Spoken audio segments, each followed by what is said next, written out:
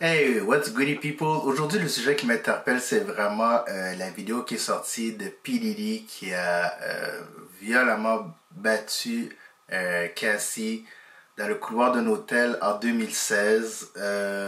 Ça commence à prouver pas mal que les choses qui se sont dites sur P. Diddy, c'est vrai, c'est concret. Et vous savez, cette vidéo-là, quand il venait d'être filmé, il a acheté la vidéo pour 50 000 dollars à la direction de l'hôtel parce qu'il voulait pas que ça sorte aux yeux du public. Il voulait vraiment garder ça privé et il a acheté la vidéo pour 50 000 dollars. Mais si vous vous rappelez bien, il y a quelques temps, le Homeland Security est venu faire des perquisitions chez lui, dans sa maison en Floride, à Miami et à Los Angeles. Et ils ont trouvé, c'est sûr qu'ils n'ont pas juste trouvé cette vidéo-là, ils ont trouvé d'autres vidéos qui vont sûrement aller au grand jour, c'est juste une question de temps. Puis là, P. Diddy a fait une vidéo d'excuses il y a quelques jours, mais personne ne croit. Tu sais, quand on dit qu'une personne a droit à une deuxième chance, la manière qu'il a battu sa conjointe à l'époque, je ne sais pas si on peut facilement pardonner ça. Mais P. Diddy, c'est un gars qui a beaucoup de pouvoir. Comme il est milliardaire, il y en a des gens dans sa poche. C'est sûr qu'il y a des policiers dans sa poche, il y a peut-être quelques juges dans sa poche, il y a peut-être quelques politiciens dans sa poche.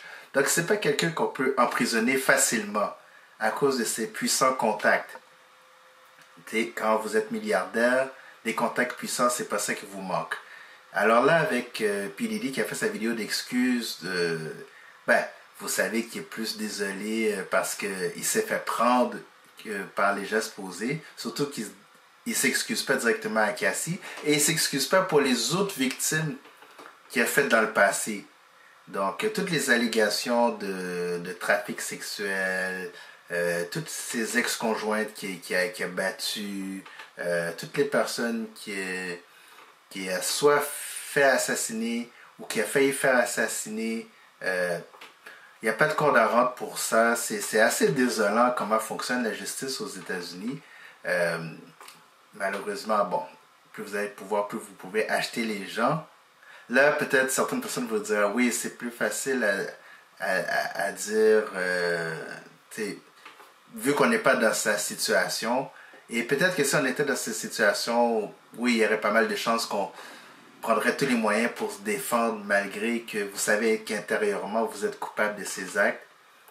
Donc oui, les personnes peuvent toujours sortir cette phrase-là, mais ce qui est choquant sur P. Diddy, c'est que il y a beaucoup de misère à se sortir. Désolé, les poursuites s'accumulent, les histoires s'accumulent. Il y en a qui disent que c'est pour faire chuter un homme noir qui a du succès. Mais écoutez, là, je pense qu'au nombre de témoignages qu'il y a eu jusqu'à maintenant, c'est plus une affaire de faire chuter quelqu'un de riche, mais plutôt de faire en sorte qu'il puisse rendre des comptes. Parce que jusqu'à maintenant, il n'est pas trop chaud à l'idée de rendre des comptes. Donc, il s'en sort assez bien, là. Bon, il y a un de ses fils qui est mêlé dans une poursuite pour avoir drogué une femme qui travaillait sur un des yachts de P. Diddy, puis qui aurait agressé sexuellement. Ça, on sait pas encore c'est quoi les nouveaux développements. Mais tu sais, quand c'est rendu que c'est une affaire de père en fils, c'est inquiétant. Puis surtout, P. Diddy, il y a des filles. Tu sais, qui fasse ça en sachant très bien qu'il a des filles.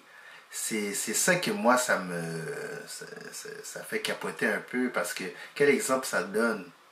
Tu sais, ces filles-là, ils en entendent parler maintenant, puis ils vont continuer d'en entendre parler dans le futur. Parce que c'est sûr qu'on va leur remettre ces vidéos-là dans la face quand elles vont être plus vieilles. C'est sûr, c'est sûr.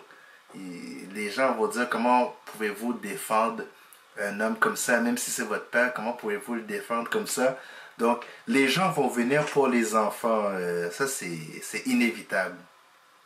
Et là, dernièrement, j'avais lu que il n'y a aucune poursuite qui peut être intentée contre P. Diddy par rapport à l'agression dans l'hôtel, parce que la vidéo date de 2016 et le délai pour mener une action en justice a été dépassé. Donc, il s'en sort bien, il n'y aura aucune conséquence par rapport à cette agression. Donc là, c'est à savoir, là, il y a des rumeurs aussi qui disent que le prochain à tomber, ce serait Jay-Z. Jay-Z aurait beaucoup de choses qui cachent. On mentionne même Russell Simmons, qui aurait des affaires, des secrets dark, assez lourds, qui pourraient le faire chuter. Bon, juste le fait qu'il se soit intéressé à sa femme dans le temps, quand elle était mineure, alors que lui était déjà adulte, c'est assez suspect. Et puis, bon, on raconte différents trucs sur lui. Donc, déjà pour P. Diddy, ça va pas très bien. Je suis curieux de savoir qu'est-ce qu'il pourrait dire sur le cas de Jay-Z et Russell Simmons. Pour l'instant, ça fait pas trop de bruit. Mais ça serait les prochains sur la liste. Vous savez qu'il y a Jaguar Wright qui fait régulièrement des vidéos sur YouTube pour dénoncer de multiples causes, de multiples dossiers contre Diddy, Jay-Z et Russell Simmons. Et c'est très... en tout cas pour moi, je trouve que c'est très miraculeux que Jaguar Wright soit encore vivante. Je ne sais pas si elle subit des menaces de mort, mais avec toutes les choses qu'elle a divulguées et qu'elle continue de divulguer, puis que jusqu'à maintenant, il n'y a pas de conséquences, elle s'en sort très bien. Et elle continue de participer à des podcasts, à sortir des nouvelles choquantes. Donc, je la trouve très courageuse. On peut dire que c'est à son honneur de vouloir aller de l'avant comme ça pour dénoncer de telles situations et ben, je crois que dans une condition comme ça, c'est de la protection divine parce que je vois pas quoi d'autre pourrait la couvrir comme ça. C'est de la protection divine rendue là parce que toutes les choses qu'elle a dénoncées, là, normalement, il devrait avoir une couple de tentatives de meurtre à son endroit. Pas pour attirer le malheur sur elle, mais les dossiers qu'elle soulève sont tellement lourds que ça m'impressionne qu'elle soit encore parmi nous. Mais tant mieux. Hein, parce que si elle peut sortir des affaires comme ça que les autres n'osent pas parler, ben, ça prend quelqu'un qui puisse le faire. Mais on va voir où tout ça va mener. En tout cas, c'était mon opinion sur la situation. On va continuer de suivre ça ensemble. Si vous avez des commentaires, n'hésitez pas à écrire en bas.